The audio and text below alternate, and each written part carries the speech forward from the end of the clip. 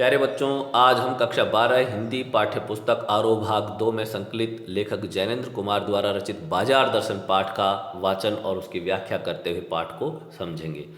बच्चों, सबसे पहला जैसे कि हम देख रहे हैं, लेखक इस पाठ में बाजार के जादुई प्रभाव का वर्णन करते हुए पाठ को प्रारंभ करता है और कहता है अपने मित्रों के अनुभव के माध्यम से कि एक बार की बात कहता हूँ। मित्र बाजार गए तो थे, कोई एक मामूली चीज़ लेने पर लौटे तो एकदम बहुत से बंडल पास थे। यानी अपने मित्र का अनुभव बता रहे हैं कि एक बार मित्र बाजार गए तो थे एक मामूली सी चीज़ लेने, जब वापस लेकर आए तो बहुत सारी चीज़ें, बहुत सारे बंडल अपने पास लेकर आए। लेखक कहता है कि मैंने कहा यह क्या? बोले यह जो साथ थी। यह जो साथ थी यानी ये पत्नी जो साथ थी। उनका आशय था कि यह पत्नी की महिमा है, उस महिमा का मैं कायल हूँ। आदि काल से इस विषय में पति से पत्नी की ही प्रमुखता प्रमाणित है और यह व्यक्तित्व का प्रश्न नहीं, स्त्रीत्व का प्रश्न है। स्त्री माया ने जोड़े तो क्या मैं जोड़ूं? फिर भी सच सच है और वह यह है कि इस बात में पत्नी की ओट ली जाती है, यानी पत्नी के नाम का इस बात में सहारा लिया जाता है। मूल में एक और तत्व की महिमा सविशेष है, वह तत्व है मनी बैग, अर्थात पैसे की गर्मी या एनर्जी। यानी यहाँ लेखक कहना चाहता है कि लोगों के पास, यानी लोग पत्नी की ओट लेके, पत्नी का नाम लेकर खरीदारी करते हैं। जरूरी नहीं है कि उसमें पूरी तरह से पत्नी ही जिम्मेदार हो सकता है, लेकिन पूर्णतः और हर बार ऐसा हो यह जरूरी नहीं। तो लेखक के अनुसार इसमें एक और तत्व है जो ऐसा कराने के लिए लोगों को विवश करता, और वह है पैसों की गर्मी, पैसों की एनर्जी। यानी आपके पास जितना मनी पावर यानी कि पैसों की गर्मी होगी, आप उसे खर्च करने के लिए लालायित होंगे, दिखावा करेंगे। लेखक आगे कहता है कि पैसा पावर है, पर उसके सबूत में आसपास माल टाल न जमा हो तो क्या वह खाक पावर है? पैसे को देखने के लिए बैंक हिसाब देखिए, पर पाल असबाब मकान कोठी तो अनदेखे भी दिखते हैं। पैसे की उस परचेजिंग पावर के प्रयोग में ही पावर का रस है, लेकिन नहीं, लोग संयमी भी होते हैं। वे फिजूल सामान को फिजूल समझते हैं, वे पैसा बहाते नहीं हैं और बुद्धिमान होते हैं। बुद्धि और संयम पूर्वक वह पैसे को जोड़ते जाते हैं। वह पैसे की पावर को इतना निश्चय समझते हैं कि उसके प्रयोग की परीक्षा उन्हें दरकार नहीं है। बस खुद पैसे के जुड़ा होने पर उनका मन गर्व से भरा फूला रहता है। तो यहाँ इस वर्णन में हमने दोनों तरह के लोगों की बात देखी। लेखक एक तरफ उन लोगों की बात कर रहा है कि जिनके पास पैसा है, धन है, तो वो सोचते हैं कि अगर पैसा है तो इसको दिखाएं कैसे। बैंक बैलेंस तो कोई देखने नहीं आएगा कि मेरे पास कितना पैसा है, इसलिए जब तक गाड़ी घोड़ा मकान कोठी आदि नहीं होंगे तो कैसे पता चलेगा मेरी मेरी कमाई या मेरे पास जो पैसे हैं, मैं कितने मालदार आदमी हूँ। तो उसको दिखाने के लिए लोग बहुत खर्च करते हैं। तो दिखावापूर्ण आडंबरपूर्ण जीवन जीने वाले लोगों की तरफ संकेत किया। दूसरी तरफ लेखक ने बहुत संयमी लोग बताकर, जो केवल पैसे को जोड़कर और उन्हें देख कर के हाँ बस खुद पैसे के जुड़ा होने पर उन्हें अपने मन में गर्व होता है, उन जिन्हें हम कंजूस कह सकते हैं, कृपण कह सकते हैं, ऐसे लोगों की ओर संकेत किया है कि अपनी जरूरत का सामान न खरीदने वाला व्यक्ति भी, यहाँ उन पे भी व्यंग किया है कि वो भी ठीक नहीं है। यानी आवश्यकता से अधिक दिखावा करना और जरूरत का सामान भी न खरीदकर केवल पैसे के जुड़े होने पर भी मन में संतुष्ट हो जाना, दोनों ही स्थितियां या लेखक ने गलत बताई हैं। लेखक आगे कहता है कि मैंने कहा यह कितना सामान ले आए? मित्र ने सामने मनी बैग फैला दिया, कहा यह देखिए। सब उड़ गया, अब जो रेल टिकट के लिए भी बचा हो। मैंने तब तय पाया कि और पैसा होता तो और सामान आता। वह सामान जरूरत की तरफ देख कर नहीं आया, अपनी परचेजिंग पावर के अनुपात में आया है। लेकिन ठहरिए, इस सिलसिले में एक और भी महत्व का तत्व है जिसे नहीं भूलना चाहिए। उसका भी इस कर्तव्य में बहुत कुछ हाथ है। वह महत्व है बाजार। यानी जब लेखक का जो मित्र था उसने जब पूछा कि भाई ये इतना सामान कैसे ले आए, तो उन्होंने कहा कि मनी बैग फैला दिया, पर्स दिखाए, देखो सारा उड़ गया, अब तो रेल टिकट को की बुकिंग करने के लिए भी पैसा नहीं बचा। अपना पर्स दिखाते हुए उन्होंने कहा। अब उन्होंने कहा कि भाई लेखक ने सोचा कि अगर इसके पास और पैसा होता तो ये और सामान लेकर आता। इसका अर्थ है कि इसने जो सामान खरीदा वो ज़रूरत के हिसाब से नहीं खरीदा, अपनी परचेजिंग पावर के अनुपात में ये आया है, यानी इसके पास कितना पैसा वहाँ मौजूद था उसके हिसाब से सामान खरीदा है। और इस तरह से लेखक के अनुसार इस जिले में एक और महत्व का तत्व लेखक को मिला और वह है बाजार। लेखक कहता है कि मैंने, यानी अपने मित्र को बताते हुए कहता है कि मैंने कहा यह इतना कुछ नाहक ले आए। नाहक यानी व्यर्थ, बेकार में, यानी इतना कुछ तो बेकार में ले आए, जरूरत ही नहीं थी आपको। मित्र कहते हैं, मित्र बोले कुछ न पूछो, बाजार है कि शैतान का जाल है। ऐसा सजा सजा कर माल रखते हैं कि बेहया ही हो जो न फंसे। मैंने मन में कहा ठीक, बाजार आमंत्रित करता है कि आओ मुझे लूटो और लूटो, सब भूल जाओ मुझे देखो, मेरा रूप और किसके लिए है, मैं तुम्हारे लिए हूँ। नहीं कुछ चाहते हो तो भी देखने में क्या हर्ज है, ऐजी आओ भी। इस आमंत्रण में यह खूबी है कि आग्रह नहीं है, आग्रह तिरस्कार जगाता है, लेकिन ऊंचे बाजार का आमंत्रण मूक होता है और उससे चाह जगती है। चाह मतलब अभाव। तो लेखक कह रहा है कि यहाँ कह रहे हैं कि मित्र ने जब बताया कि भाई कुछ मत पूछो, बाजार है कि शैतान का जाल, सामान इतना सजा सजा कर रखते हैं कि कोई बेहयाई होगा, लज्जाहीन व्यक्ति होगा जो उस जाल में ना फंसे। तो लेखक को लगा कि ये इस तरह से ऐसे लगता है जैसे वो कहना चाह रहे हैं कि भाई बाजार जैसे खुद लोगों को कहता है कि भाई आओ और मुझे लूटो, सब भूल जाओ, जरूरत नहीं है तो भी देखने में क्या जा रहा है, आओ देखो। तो इस तरह से लोग उस जाल में फंसते चले जाते हैं। कह रहे हैं कि यह केवल आग्रह नहीं है, आग्रह तिरस्कार जगाता है। लेकिन अगर आप बहुत ऊंचे बाजार में, यानी जो मॉल होते हैं उनमें अगर आप जाएंगे तो वहाँ विभिन्न प्रकार के ब्रांडेड सामान देखकर तो आपके अंदर अभाव जागेगा कि यह सामान आपके पास नहीं, वह आपके नहीं, यह आपके स्टैंडर्ड का है लेकिन आप खरीद नहीं पाए। ऐसी चीज़ें वो आपके अंदर जगाएगा जो आपके अंदर ही एक हीन भावना को जन्म देगा। चौक बाजार में खड़े होकर आदमी को लगने लगता है कि उसके अपने पास काफ़ी नहीं है, और चाहिए और चाहिए। मेरे यहाँ कितना परिमित, परिमित का अर्थ है सीमित, मेरे यहाँ कितना सीमित है, और यहाँ कितना अतुलित, यानी जिसकी तुलना नहीं की जा सकती, यहाँ कितना है। ओह, कोई अपने को न जाने तो बाजार का यह चौक उसे कामना से विकल बना छोड़े। विकल क्यों? पागल, असंतोष, तृष्णा और ईर्ष्या से घायल कर मनुष्य को सदा के लिए यह बेकार बना डाल सकता है। एक और मित्र की बात है, यह दोपहर के पहले के गए बाजार से कहीं शाम की वापस आए तो खाली हाथ। यानी अपने दूसरे मित्र का अनुभव लेखक बताते हुए कहते हैं कि एक और मित्र है जो बाजार तो गए थे, दोपहर में गए थे, लेकिन जब शाम को वापस आए तो खाली हाथ आए। तो ये भी एक विचित्र बात है कि कोई बाजार जाए और कुछ लेके क्यों नहीं आया। तो लेखक ने अपने उस दूसरे मित्र से पूछा, मैंने पूछा कहाँ रहे, अर्थात पूरे दिन भर कहाँ रहे आप? बोले बाजार देखते रहे। मैंने कहा बाजार को देखते क्या रहे? वह मित्र बोला क्यों बाजार? तब मैंने कहा लाए तो कुछ नहीं।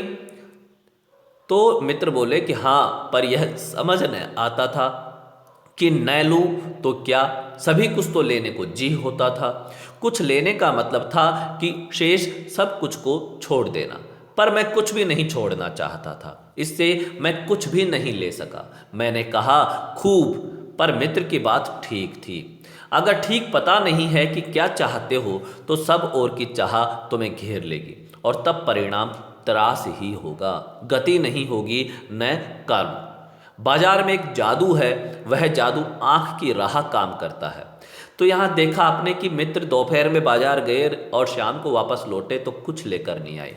लेखक ने पूछा तो क्या करते रहे? तो कह रहे कि बाजार में गए थे वहाँ। तो कह रहे कुछ लेकर तो नहीं आए, फिर कैसे आ गए? तो वो कह रहा है कि मैं कुछ लेने का मतलब था कि बाकी को छोड़ देना। यानी इसका अर्थ है कि एक इस तरह का व्यक्ति भी होता है जिसको अपनी आवश्यकताओं का आभास नहीं होता, उनको पता ही नहीं होता कि मैं बाजार से क्या लेने जा रहा हूँ। वह जब जाते हैं और बाजार की चमक दमक देखते हैं तो उनको लगता है कि क्या लूं और क्या छोड़ूं।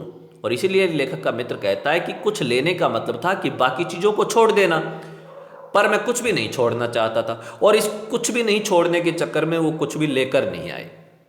तो उन्होंने कहा भाई खूब, पर मित्र की बात भी सही थी। जिन लोगों को अपनी बातों का, यानी अपनी चाहत का पता नहीं होता है, बाजार की फिर बाकी सारी चीज़ें उस व्यक्ति को घेर लेती हैं और परिणाम होता है इसका त्रास यानी कि दुख, और गति नहीं होगी न कर्म होगा। तो इस तरह से बाजार में एक जादू होता है और वह जादू आँख के रास्ते काम करता है। आँखें जब उस चमक दमक को देखती हैं तो बाजार अपना जाल बिछा देता है। वह रूप का जादू है, पर जैसे चुंबक का जादू लोहे पर ही चलता है वैसे ही इस जादू की भी मर्यादा है। जेब भरी हो और मन खाली हो, ऐसी हालत में जादू का असर खूब होता है। जेब खाली पर मन भरा न हो तो भी जादू चल जाएगा। मन खाली है तो बाजार के अनेकानेक चीज़ों का निमंत्रण उस तक पहुंच जाएगा। कहीं कहीं हुई उस वक्त जेब भरी, तब तो फिर वह मन किसकी मानने वाला है।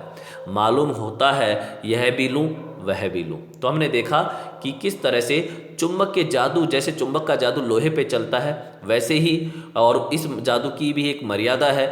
कह रहे हैं कि अगर आपकी जेब भरी है लेकिन आपका मन खाली है, तो ऐसे में क्योंकि आपके पास परचेजिंग पावर है, तो मन खाली होने पर भी आप नहीं चाहने वाली चीज़ें भी खरीद लाएंगे, तो आपके ऊपर जादू चल जाएगा। जेब भरी और मन खाली तो बाजार का जादू चलेगा। दूसरी तरफ अगर जेब खाली है पर आपका मन भरा हुआ नहीं है तो भी जादू चलेगा। आप कहीं से कैसे भी व्यवस्था करके पैसे नहीं होने पर भी, और जैसे ही आपके पास पैसा हो भी गया, मन खाली है आपका, इसलिए जेब आपकी खाली है लेकिन मन आपका भरा हुआ नहीं है, तो जब आपके पास पैसा होगा और आप बाजार गए तब तो वह मन किसी की मानने वाला नहीं है और आप न चाहने वाली वस्तुओं को भी खरीद लाएंगे। तो इस तरह से कह रहे हैं कि जेब भरी तब तो इस तरह से आपकी जेब खाली है पर मन भरा नहीं है, और जब मन खाली है तो ऐसी स्थिति में जो ये दोनों स्थितियों का वर्णन किया है, यानी आपकी जेब भरी हुई है या खाली है और आपका मन भरा है या खाली है, दोनों बातों पे निर्भर करता है कि आप क्या सामान लाएंगे और क्या नहीं लाएंगे। आगे लेखक कहता है कि सभी सामान जरूरी और आराम को बढ़ाने वाला मालूम होता है, पर यह सब जादू का असर है। जादू की सवारी उतरी कि पता चलता है कि फैंसी चीज़ों की बहुतायत आराम में मदद नहीं देती बल्कि खलल ही डालती है। थोड़ी देर को स्वाभिमान को जरूर सेक मिल जाता है, पर इससे अभिमान की गिल्टी की और खुराक ही मिलती है। जकड़ रेशमी डोरी की हो तो रेशम के स्पर्श के मुलायम के कारण क्या वह कम जकड़ होगी। तो यह बताया कि सभी सामान जरूरी और आराम को बढ़ाने वाले होते हैं, पर यह सब जादू का असर है। यानी आप आराम बढ़ाने के लिए नहीं ला रहे, ये बाजार के जादू के कारण भी आप बहुत सारी चीज़ें अपने घर ले आते हैं, और जब जादू की सवारी उतरती है तो पता चलता है कि ये फैंसी चीज़ों की इतनी बड़ी मात्रा में जो हमने घर में जोड़ दिया, ये व्यर्थ में जोड़ा, और तब वह आराम में मदद नहीं देती बल्कि हमारे आराम में खलल डालती है, बाधा डालती है, हमारा चैन छीन लेती है। थोड़ी देर के लिए भले ही वो स्वाभिमान को संतुष्टि दे दे, सेक दे दे, आराम दे दे, लेकिन इससे अभिमान की गिल्टी और को खुराक मिलती है।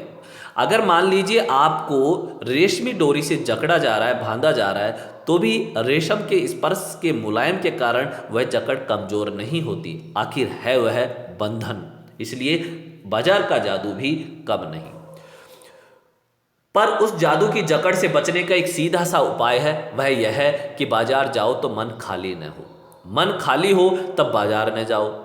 कहते हैं लू में जाना हो तो पानी पीकर जाना चाहिए, पानी भीतर हो तो लू का लूपन व्यर्थ हो जाता है। यानी लू, राजस्थान में गर्मियों में जो गर्म हवाएं चलती हैं उनको लू बोलते हैं, और लोग उस गर्म हवा से बीमार होने से बचने के लिए पानी पीते हैं।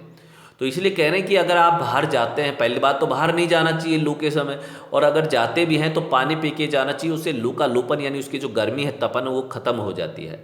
मन लक्ष्य से भरा हो तो बाजार भी फैला का फैला ही रह जाएगा, तब वह घाव बिल्कुल नहीं दे सकेगा बल्कि कुछ आनंद ही देगा। तब बाजार तुमसे कृतार्थ होगा क्योंकि तुम कुछ न कुछ सच्चा लाभ उसे दोगे। बहुत अच्छी बात लेखक ने बताई। कह रहे हैं कि उस जादू की जकड़ से बचने के एक उपाय है कि जब भी बाजार जाओ तो मन को खाली मत रखो। मन में ये नहीं रखें कि ये मेरे पास नहीं है, ये भी ले लूँ, वो भी ले लूँ, ऐसी स्थिति नहीं होनी चाहिए। मन खाली हो तब बाजार नहीं जाना चाहिए। उसी तरह जैसे लू के लिए जब लू में बाहर निकलना होता है तो पानी पीकर ही जाते हैं जिससे लू का प्रभाव खत्म हो जाए। तो इसी तरह अपने मन को लक्ष्य में मन लक्ष्य में भरा हो तो बाजार फैला का फैला रह जाएगा। आपका मन भरा है तो बाजार आप पर जादू नहीं चला पाएगा, आप पर असर नहीं छोड़ पाएगा और आप अपने केवल ज़रूरत का सामान लेकर बाकी बाजार फैला का फैला रह जाएगा और आप अपने घर आ जाएंगे। आपको एक संतोष का अनुभव होगा। इस तरह से बाजार आपको पाकर कृतार्थ होगा, धन्य हो जाएगा कि देखो ये है असली खरीदार, जिसे पता है कि उसे क्या खरीदना था, केवल वो चीज़ लेकर अपने घर चला गया। और तुम जैसे लोग ही फिर बाजार को सच्चा लाभ दोगे। आगे लेखक कहता है कि बाजार की असली कृतार्थता है आवश्यकता के समय काम आना। यहाँ एक अंतर चिन्ह लेना बहुत जरूरी है। चिन्ह का मतलब होता है पहचान लेना, ये वो चिन्ह नहीं है निशान वाला। यहाँ एक अंतर चिन्ह लेना बहुत जरूरी है। मन खाली नहीं रहना चाहिए, इसका मतलब यह नहीं है कि मन बंद रहना चाहिए। जो बंद हो जाएगा वह शून्य हो जाएगा। तो ये यहाँ लेखक ने इसको एकदम सरल रूप से और समझा दिया। लेखक है कि बाजार की जो कृतार्थता है इस चीज़ में है कि वह केवल आपकी आवश्यकता के समय काम आए, आपके दिखावे के लिए नहीं, आपकी ज़रूरत के समय वो काम आए। और इसके लिए यह चीज़ पहचान लेना जरूरी है कि मन खाली रहने का अर्थ यह नहीं है कि उसको आप बंद कर दें, यानी उसकी आवश्यकताओं को भी पूरा न करें, उसको पूरी तरह से आप उसके हटा दें। तो कह रहे ऐसा होने से तो वह एकदम शून्य में चला जाएगा, वो फिर गलत होगा। शून्य होने का अधिकार बस परमात्मा का है, जो सनातन भाव से संपूर्ण है, शेष सब अपूर्ण है। इससे मन बंद नहीं रह सकता। सब इच्छाओं का निरोध कर लोगे यह झूठ है, और अगर इच्छा निरोध स्तपह का ऐसा ही नकारात्मक अर्थ हो तो वह तप झूठ है। वैसे तप की राह रेगिस्तान को जाती होगी, मोक्ष की राह वह नहीं है। ठाठ देकर मन को बंद रखना जड़ता है, यानी मन को जबरदस्ती अगर आप बंद रखेंगे, उसकी आवश्यकता को पूरा नहीं करेंगे तो ये जड़ता है, जो कि अच्छी नहीं है। लोभ का यह जीतना नहीं है कि जहाँ लोभ होता है यानी मन में, वहाँ नकार हो। यह तो लोभ की ही जीत है और आदमी की हार। आंख अपनी फोड़ डाली तब लोभने के दर्शन से बचे तो क्या हुआ। ऐसे क्या लोभ मिट जाएगा। और कौन कहता है कि आंख फूटने पर रूप देखना बंद हो जाएगा। क्या आंख बंद करके ही हम सपने नहीं लेते हैं, और वे सपने क्या चैन भंग नहीं करते हैं। क्या वे सपने हमारा चैन भंग नहीं करते हैं। इससे मन को बंद कर डालने की कोशिश तो अच्छी नहीं, वह अकारत है। यह तो हट वाला योग है, शायद हट ही हट है, योग नहीं है। इससे मन कृष्ण यानी कि पतला भले हो जाए, क्षीण भले हो जाए, और पीला और अशक्त जैसे विद्वान का ज्ञान, वह मुक्त ऐसे नहीं होता। इससे वह व्यापक को जगह संकीर्ण और विराट की जगह क्षुद्र होता है। इसलिए उसका रोम रोम मूंद कर बंद तो मन को करना नहीं चाहिए। वह मन पूर्ण कब है। हम में पूर्णता होती तो परमात्मा से अभिन्न हम महाशून्य ही न होते। अपूर्ण है, इसी से हम हैं। सच्चा ज्ञान सदा इसी अपूर्णता के बोध को हम में गहरा करता है। सच्चा कर्म सदा इस अपूर्णता की स्वीकृति के साथ होता है। अतः उपाय कोई वही हो सकता है जो बलात् मन को रोकने को न कहे, जो मन को भी इसलिए सुने क्योंकि वह अप्रयोजनीय रूप में हमें नहीं प्राप्त हुआ है। हाँ, मनमानेपन की छूट मन को न हो, क्योंकि वह अखिल का अंग है, खुद कुल नहीं है। कुल यानी संपूर्ण नहीं है। पड़ोस में एक महानुभाव रहते हैं। अपना एक अनुभव लेखक बता रहा है कि पड़ोस में एक महानुभाव रहते हैं जिनको लोग भगत जी कहते हैं। यानी कोई भगत जी नाम का व्यक्ति वहाँ रहता है। लेखक पड़ोस में रहने वाले व्यक्ति का अनुभव बता रहे हैं। कह रहे हैं कि वो चूरन बेचते हैं। यह काम करने जाने उन्हें कितने बरस हो गए हैं, लेकिन किसी एक भी दिन चूरन से उन्होंने 6 आने पैसे से ज़्यादा नहीं कमाए। चूरन उनका आसपास सरनाम है। सरनाम का अर्थ है लोकप्रिय है, और खुद खूब लोकप्रिय है।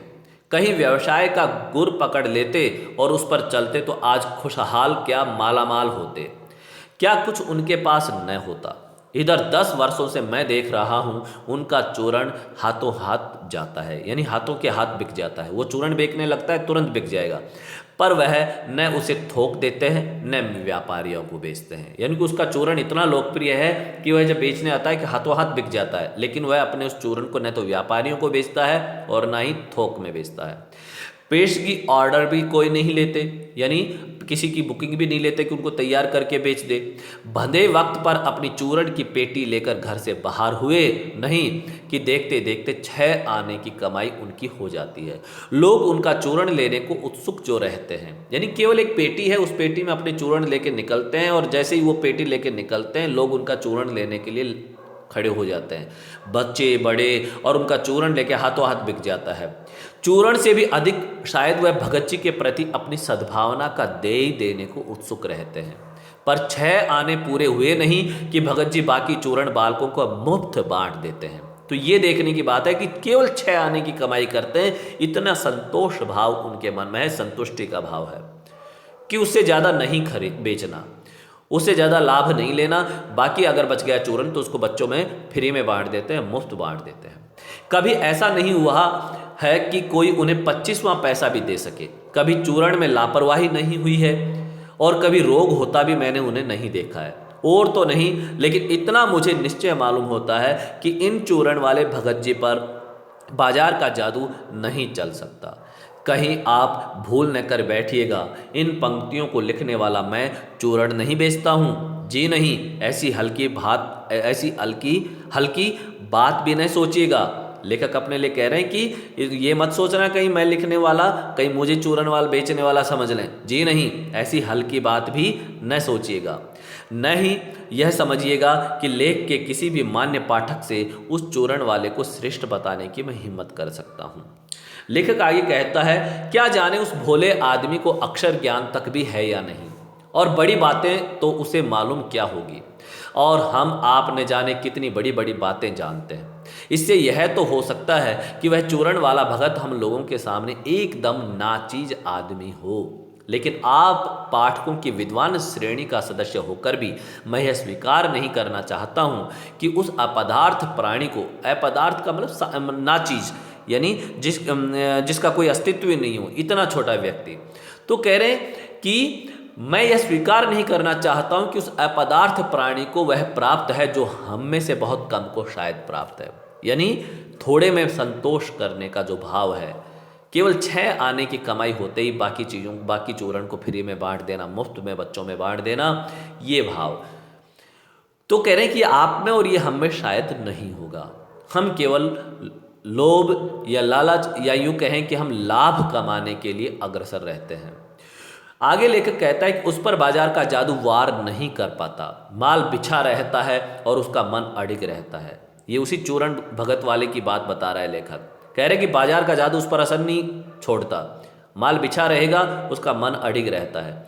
पैसा उससे आगे होकर भीख तक मांगता है कि मुझे लो, लेकिन उसके मन में पैसे पर दया नहीं समाती। वह निर्मम व्यक्ति पैसे को अपने आहत गारों में बिलखता ही छोड़ देता है। ऐसे आदमी के आगे क्या पैसे की व्यंग शक्ति कुछ भी चलती होगी?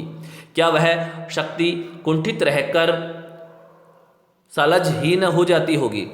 यानी कह रहे हैं कि पैसा आगे से आके चूरन वाले के सामने, भगत जी के सामने आके कहता है कि मुझे लो, भीख मांगता है, लेकिन वो उसको बिलखता हुआ छोड़ देते हैं, उसको लेने के लिए लालायित नहीं होते। आगे लेखक कहता है, पैसे की व्यंग शक्ति की सुनिए। व्यंग शक्ति क्या होती है पैसे की? वह दारुण है, यानी बड़ी भयानक होती है। मैं पैदल चल रहा हूँ कि पास ही धूल उड़ाती निकल गई मोटर। यानी आपके पैदल चल रहे हैं, लेकर कह रहे हैं मैं कहीं पैदल चल रहा हूँ, पास से धूल उड़ाती कोई मोटर यानी कि गाड़ी निकल गई। वह क्या निकली? मेरे कलेजों को कौंधती एक कठिन व्यंग की लीक ही आर से पार हो गई। जैसे किसी ने आंखों में उंगली देकर दिखा दिया हो कि देखो, उसका नाम है मोटर और तुम उससे वंचित हो। यह मुझे अपनी ऐसी विडंबना मालूम होती है कि बस पूछिए नहीं। यानी कोई जब धूल उड़ाती गाड़ी निकलती है तो ऐसा लगता है जैसे वो गाड़ी वाला आंखों में उंगली डालकर ये दिखाता है कि देखो, इसका नाम मोटर है, गाड़ी है, और ये मेरे पास है, तुम्हारे पास नहीं है, तुम इससे वंचित हो। आगे लेकर कहता है, मैं सोचने को हो आता हूँ कि हाय, ये ही माँ बाप रह गए थे जिनके यहाँ मैं जन्म लेने को था। क्यों ना मैं मोटर वालों के यहाँ हुआ उस व्यंग में इतनी शक्ति है कि जरा में मुझे अपने सगों के प्रति कृतज्ञ कर सकती है। यानी फिर व्यक्ति इतना सोचने लगता है कि यार मैं भी कैसे माँ बाप के यहाँ जन्म ले लिया, जिसके यहाँ मोटर गाड़ी कुछ नहीं है, ऐसे के जगह जन्म लेता जो पैसे वाला है, सारी सुविधाएं मिलती। तो इस तरह की बातें अपने ही माँ बाप के प्रति भी इस तरह कृतज्ञ भाव, यानी उपकार न मानने वाले, कृतज्ञता का भाव न मानने वाले व्यक्ति की श्रेणी में लाके खड़ा कर देते हैं। लेकिन क्या लोक वैभव की यह व्यंग शक्ति उस चूर्ण वाले अकिंचित कर मनुष्य के आगे चूर चूर होकर ही नहीं रह जाती? चूर चूर क्यों? कहो पानी पानी। तो वह क्या बल है जो इस तीखे व्यंग के आगे ही अजेय ही नहीं रहता, बल्कि मानो उस व्यंग की क्रूरता को ही पिघला देता है। उस बल को नाम जो दो, पर वह निश्चय उस तल की वस्तु नहीं है जहाँ पर संसारी वैभव फलता फूलता है। वह कुछ अपर जाति का तत्व है। लोग स्पिरिचुअल कहते हैं, आत्मिक, धार्मिक, नैतिक कहते हैं। मुझे योग्यता नहीं कि मैं उन शब्दों में अंतर देखूं और प्रतिपादन करूं। मुझे शब्द से सरोकार नहीं, मैं विद्वान नहीं कि शब्दों पर अटकूं। लेकिन इतना तो है कि जहाँ तृष्णा है, बटोर रखने की स्पृहा, स्पृहा का मतलब होता है इच्छा, इच्छा है, वहाँ उस बल का बीज नहीं है। तो यहाँ भगत जी के जीवन के माध्यम से बताया है कि कुछ लोगों में कोई ऐसी चीज़ है जो इस तल की, यानी इस लोक की नहीं महसूस होती, जो कोई दूसरी चीज़, दूसरे लोक और दूसरी जाति का तत्व लगता है। और लोग कोई तो उसको स्पिरिचुअल कहते हैं, कोई आत्मिक कहता है, कोई धार्मिक, कोई नैतिक कहता है, लेकिन मैं इन शब्दों में अंतर नहीं कर सकता। और मैं केवल ये कह सकता हूँ कि इतना तो है कि जहाँ तृष्णा है, बटोर रखने की इच्छा है, वहाँ उस बल का बीज नहीं है। बल्कि यदि उसी बल को सच्चा बल मानकर बात की जाए तो कहना होगा कि संचय की तृष्णा और वैभव की चाह में व्यक्ति की निर्बलता ही प्रमाणित होती है। यानी ज़्यादा से ज़्यादा जोड़ने की जो चाह है, संचय की जो चाहत है और वैभव की चाहत है, वह व्यक्ति को निर्बल करती है, उसकी निर्बलता को प्रमाणित करती है। निर्बल ही धन की ओर झुकता है, वह अबलता है, यानी बलहीनता है। वह मनुष्य पर धन की और चेतन पर जड़ की विजय है। एक बार चोरन वाले भगत जी बाजार चौक में दिख गए। फिर से भगत जी का उदाहरण देता है लेखक। कहिए एक बार बाजार के चौक में वो दिख गए। मुझे देखते ही उन्होंने जय जय राम किया। मैंने भी जय राम कहा। उनकी आंखें बंद नहीं थी और न उस समय वह बाजार को किसी भांति कोस रहे मालूम होते थे। राह में बहुत लोग, बहुत बालक मिले जो भगत जी द्वारा पहचाने जाने के इच्छुक थे। भगत जी ने सबको ही हंसकर पहचाना, सबका अभिवादन लिया और सबको अभिवादन किया। इससे तनिक भी यह नहीं कहा जा सकेगा कि चौक बाजार में होकर उनकी आंखें किसी से भी कम खुली थी, लेकिन भौचक्के हो रहने की लाचारी उन्हें नहीं थी। व्यवहार में पसोपेश उन्हें नहीं था और खोए से खड़े नहीं वह रह जाते थे। भांति भांति के बढ़िया माल से चौक भरा पड़ा है। उस सब के प्रति अप्रीति इस भगत के मन में नहीं है, जैसे उस समूचे माल के प्रति भी उनके मन में आशीर्वाद हो सकता है। यानी बाजार में माल बिछा हुआ है, लेकिन वह भगत पे प्रभाव नहीं छोड़ता।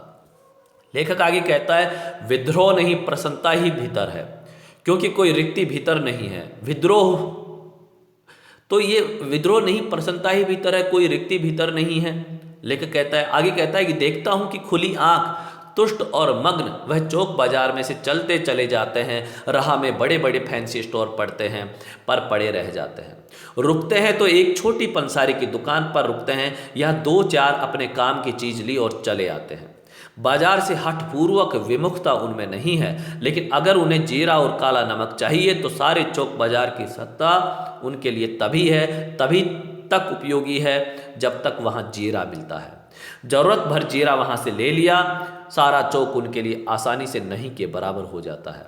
वह जानते हैं कि जो उन्हें चाहिए वह है जीरा नमक। बस इस निश्चित प्रतीति के बल पर शेष सब चांदनी दाएं बाएं भूखी की भूखी फैली रह जाती है।